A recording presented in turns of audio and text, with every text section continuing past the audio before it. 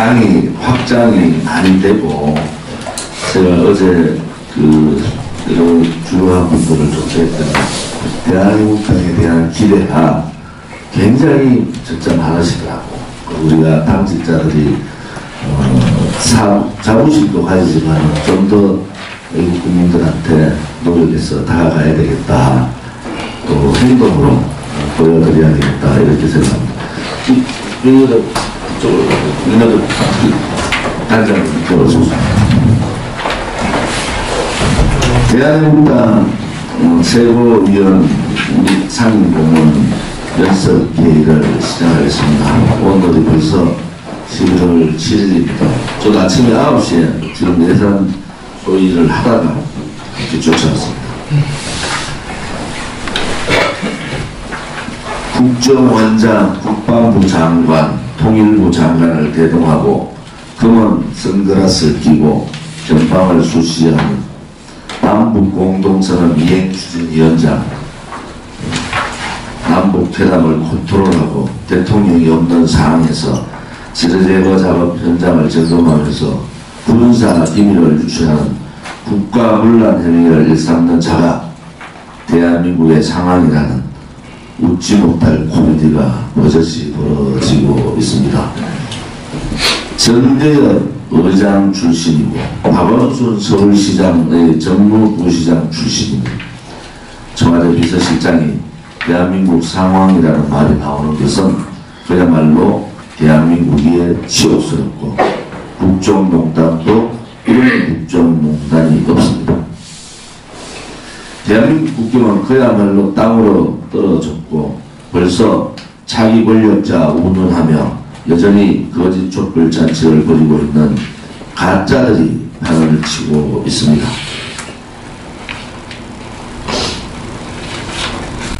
비서실장 임종석 비서실장의 행위가 국민들을 너무 무시하는 오만적인 행위에 대해서 분노를 느낍니다.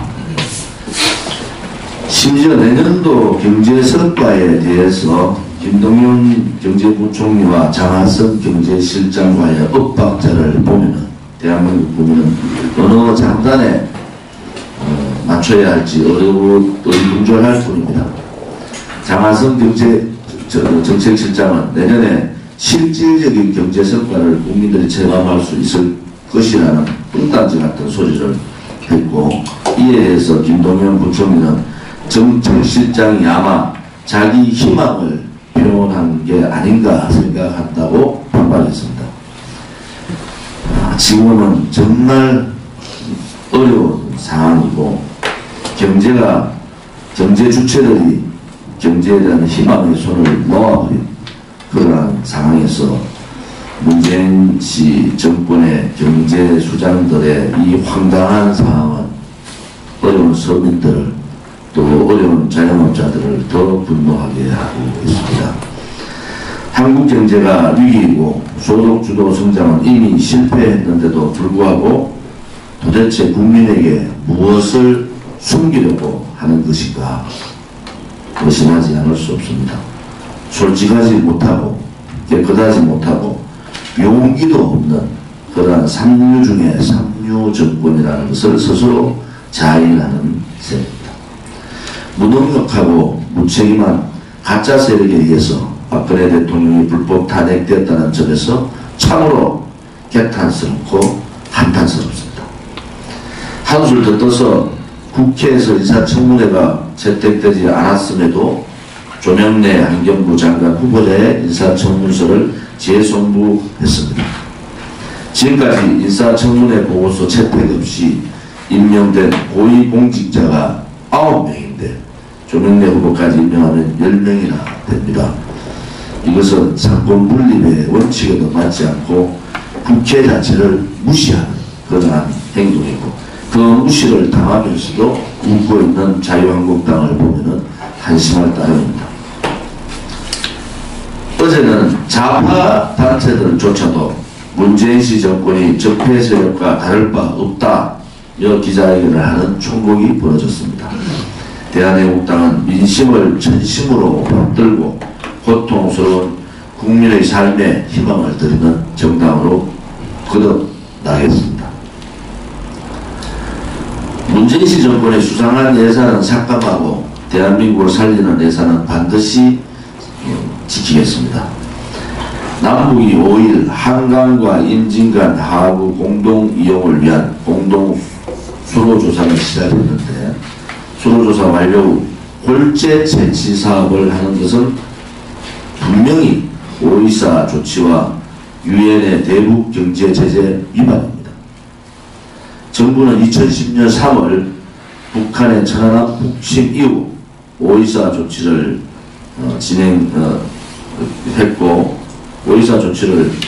했고 개성공단을 제외한 남북 교역을 중단했으며 골재를 사거나 그 수익을 배분하는 건 오이사 조치를 정면으로 위배하는 겁니다.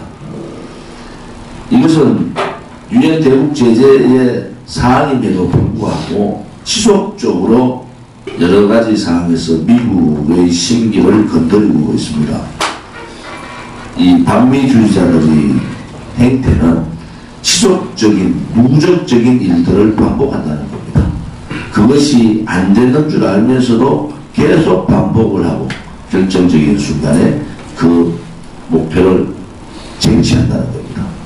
이것이 친북 반미주의자들의 행태였습니다. 특히 공동수로조사 이후 민간 선박이 한강 하구 수역을 자유롭게 돌아다니게 된다면 우리의 군사적 대응태세가 현저하게 약화될 가능성이 있습니다. 지금 문재인 씨 정권은 내년도에도 북한 퍼주기를 어떻게 할 것인가만 골몰하고 있습니다. 어제 행정안전위원회 예산 소위에서 새마을운동 지원사업과 관련하여 노후화된 새마을연수원 교육시설 보수 등 15억 6천만 원을 정액했습니다. 15억 6천만 원을 정액했습니다. 그리고 대구 경북 지진 피해, 경북의 경주 포항 지진 피해에 대한 대책 예산도 정액했습니다. 특히 국립지진방재연구원 설립을 위한 용역비가 측정됐습니다. 대한애국당은 끝까지 자유민주주의와 시장경제를 지키는 예산을 반드시 확보하고 정말 어려운 재난을 당한 분들에 대한 대책도 신속히 마련하고 예산도 준비하도록 하겠습니다. 특히 문재인 정권의 잘못된 대북 정책 예산은 반드시 바로 잡고 공개하겠습니다. 이번 주 태극기 집회는 서울역에서 1부를 하고 2부는 광화문 세종문화회관에서 합니다. 제89차 태극기 집회가 이번 10일 토요일 2시 서울역 광장에서, 그리고 2부 집회는 세종문화회관에서 개최하는 것을 원칙으로 하고 있습니다. 최근 천만인 무죄석방본부의 서명운동이 활기차게 전개되고 있고 국민 여론도 크게 움직이고 있습니다. 특히 서울특별시당위원장을 맡아주신 허평환 공동대표님의 말씀은 우리의 가슴을 움직이고 있습니다. 서울, 경기, 인천이 강원도까지가 태극기 집회의 배가 3배가 할 수 있는 그러한 지역이기 때문에 우리가 서명운동을 활성화해서 이 태극기 집회가 2배, 3배 늘어날 수 있도록 최선의 계획을 가지고 준비를 하고 계심에 대해서 감사를 드립니다. 이러한 기세를 살려서 국민들께 태극기 집회의 역사적, 정치적 의미를 각인시켜야 할 것 같습니다. 저도 어제 모 신문사에 국장을 뵙고 여러 가지 얘기를 들었는데 메이저 언론에서 태극기 집회에 대한 관심이 굉장히 많아졌다. 그리고 놀랍다. 그리고 제가 말씀드렸습니다. 그 많은 10,000명, 20,000명, 30,000명, 심지어 100,000명까지 모이는데 태극기 집회의 비용은 겨우 몇백만 원에 불과하다.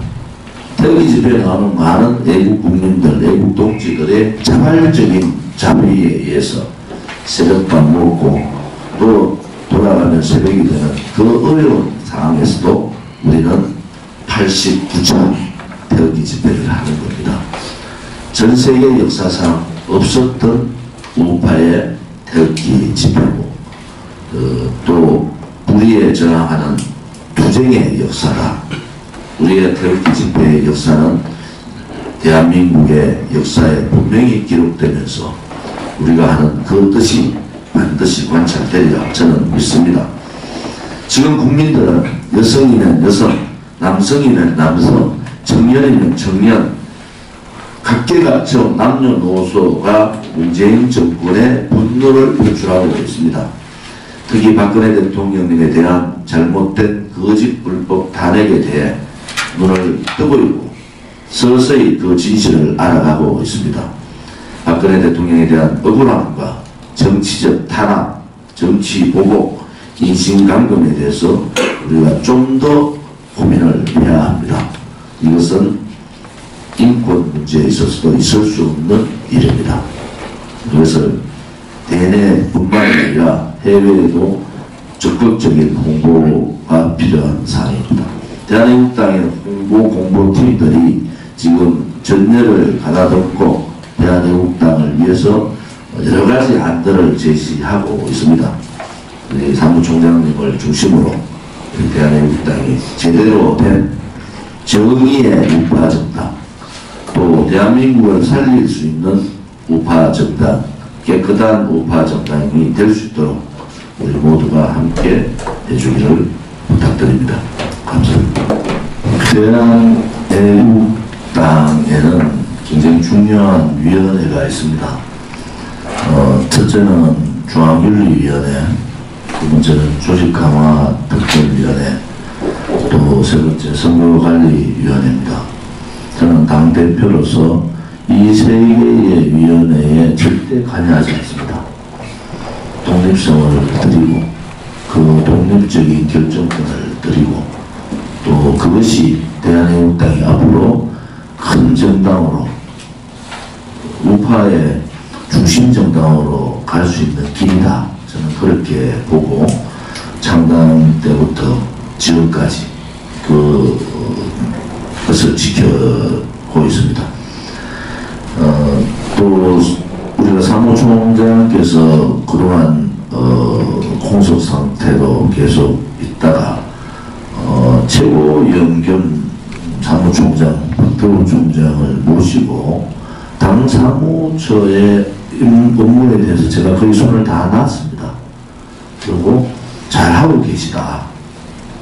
또 저는 저 나름대로 이 정계 개편의 문제, 또 국회 투쟁 문제, 또 나름대로의 또 제가 이번에 제 지역에 있는 대구의 시당위원장을 맡았기 때문에 우리 조직의 활성화 문제 이런 부분에 대해서 좀 더 많은 분들을 만나고 고민하고 또 그런 투쟁 방향을 만들어내고 또 우리 청와대 문제선방 본부에 정말 애국심뿐만이 아니라 공헌이 많으신 공동대표님과 협의를 하고 또 우리 최고위원님들 모시고 여러 가지 협의를 통해서 정정당당한 비겁하지 않는 그러한 정당을 만드는데 최선의 노력을 하려고 합니다.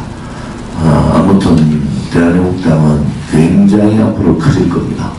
국민들이 1년 3개월 동안 대한애국당을 보신 거예요. 많은 분들이 대한애국당은 변함이 없더라.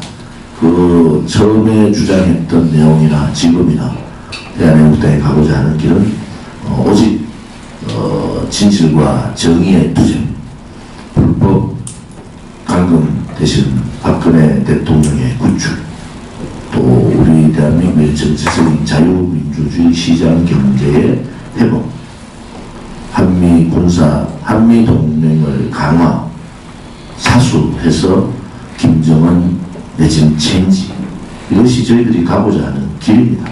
이 길에 대한애국당은 추후에 흔들림이 없고 앞으로도 그렇게 갈 것입니다.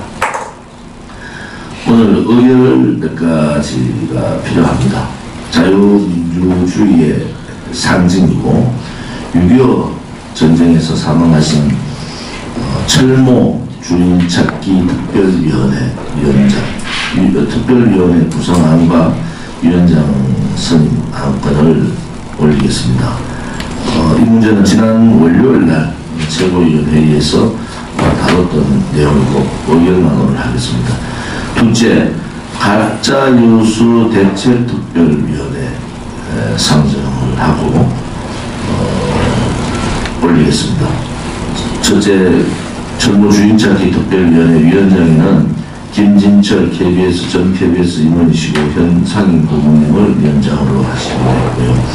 가짜뉴스 대책특별위원회는 한상수 법대 교수시며 최고위원을 가짜뉴스 대책특별위원회로 위원장으로 했습니다. 세 번째, 사무총장께서 말씀하신 애국정책전략연구원 설립 안건도 올리겠습니다. 애국정책전략연구원은 우리 당의 싱크탱크로서 규정에 의해서 당대표가 이사장을 하지 않아도 되는 경우에는 제가 이사장을 안 하겠습니다. 외부 인사에 훌륭하신 교수님 또 전략을 할 수 있는 분을 모셔서 애국정책전략연구원 이사장으로 모시고 또 훌륭하신 분들을 원장, 부원장 또 이사로 모셔서 초기 인선이 될 때까지는 설립을 위한 임시 이사를 통해서 하지만은 가능하면은 외부에 많은 싱크탱크를 이끌어 가실 훌륭하신 분들을 모셨으면 합니다. 특히 영등포, 여의도에 가까운 영등포에 애국정책전략연구원 사무실을 지금 구하고 있습니다.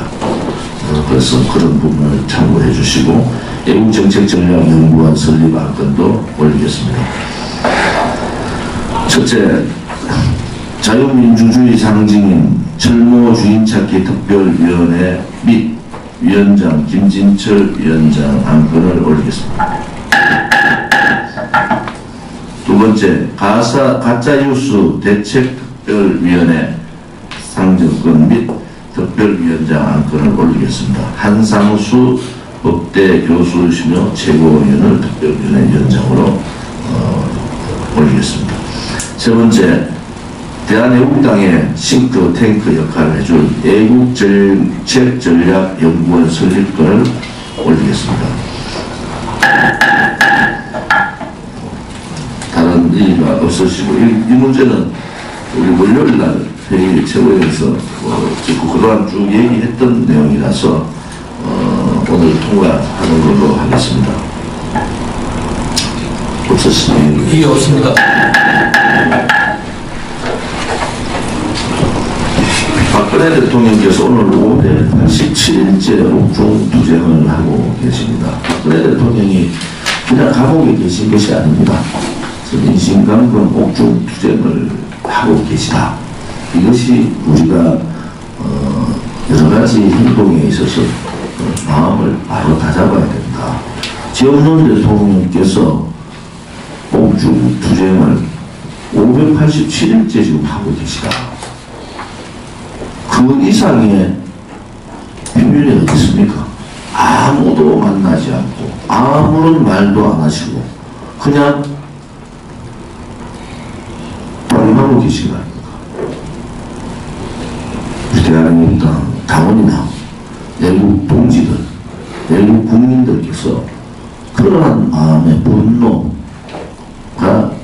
우리 태극기 집회를 89차까지 만든 겁니다. 또 하나는 다시 한 번 더 말씀드립니다.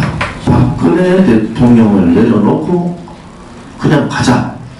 여러분 지금 여론조사 지금 한창 진행 중이고 아마 여론조사 1차 조사 끝난 걸로 아는데 그냥 뭐 자유한국당이든 바른미래당이든 대한애국당이든 다 합쳐가 대통합하자. 20% 안 나와요. 그런데 탄핵 찬성, 탄핵 반대파 갈라서라. 이것이 80%입니다. 그것이 우파 탄핵 반대했던 애국 국민들의 민심이에요. 이 민심을 어떻게 거슬릴 수가 있습니까? 또 두 번째는 탄핵 주범자들 김무성, 유승민, 김성태를 용서하고 가자. 또 20% 안 나와요. 도저히 용서할 수 없다. 그들은 심판받아야 된다가 80%가 값습니다. 그거는 뭘 의미하느냐. 대한애국당이 가고자 했던 길이 옳았다는 겁니다. 우리 애국 국민들이 물론 거기에 대한 공식적인 발표를 아마 할 거라고 봅니다만 그것이 민심입니다. 민심에 동떨어진 정당은 존재할 수 없는 거예요. 자기들 국회의원들끼리 몇 사람 모여가지고 군장회가 대통합을 한다고 통합이 됩니까? 우리 애국 국민, 우파 국민들을 너무 우습게 보고 있다. 지금이 과거 5년 전, 10년 전이라고 보십니까? 나라가 망하게 생겼는 상황인데요, 지금. 어떤 사람은 이제 다 망했다는 거잖아요. 그런데 그것을 권력 찬탈당한 분을 그냥 묻고 가자? 도대체 어느 나라에 그런 애국하는 사람들이 있습니까? 없는 겁니다, 이거는. 이거는 진실, 정의를 다 부정하겠다는 거 아닙니까? 그 결과가 국민들이 대한애국당이 옳았다. 천만인 무죄 석방 본부가 하는 그 길이 맞았다. 이렇게 평가하는 것이기 때문에 우리 동지들하고 애국 국민들은 당당하게 그 어느 때보다도 더 당당하게 나가야 된다. 이런 말씀을 드립니다. 11월 14일이죠. 11월 14일이 박정희 대통령 각하 탄신 101주년이 됩니다. 우리 대한애국당과 천만인 무죄 석방 본부는 태극기 90차 태극기 집회를 구미 생가에서 11월 14일 오후 1시에 하기로 했습니다. 그 뜻을 기리고 우리가 갈 수 있는 그 마음을 기리도록 다 애국 국민들은 이 행사에 적극 참여해 주시기 바랍니다. 지금 좌파 정권, 특히 민주당 구미시장을 비롯해서 박근혜 대통령 흔적 지우기, 거기에 반해서 김일성 띄우기가 노골적으로 하고 있습니다. 저는 항상 말씀드렸듯이 아직까지 박근혜 대통령과 김일성 싸움은 진행됩니다. 우리가 지난번 39주기 추모식에 대한애국당과 애국 국민들이 모였듯이 이번 90차 다음 주 수요일입니다. 90차 구미 탄생 101주년 태극기 집회에도 많은 애국 국민들과 동지들께서 그 뜻을 기리기를 바랍니다. 생가에서 태극기 집회 일부 행사를 하고 참배도 함께 마치고 구미시청까지 태극기 행진을 할 계획입니다. 이번 토요일 집회 또한 지금 자유한국당의 행태가 도를 지나치고 있다. 청와대 가서 이 문재인 씨와 시덕거릴 지금 상황이 아닙니다. 나라가 존재하느냐 마느냐, 대한민국이 망하느냐 마느냐, 그 상황입니다. 그런 심각성을 모르면서 보수파를 자칭하고 있는 것은 맞지 않습니다. 또 태극기 쇼 하지 마세요. 선거 가까워지고 태극기 달기 운동 같은 가소로운 태극기 파리들을 안 하기를 진심으로 얘기합니다.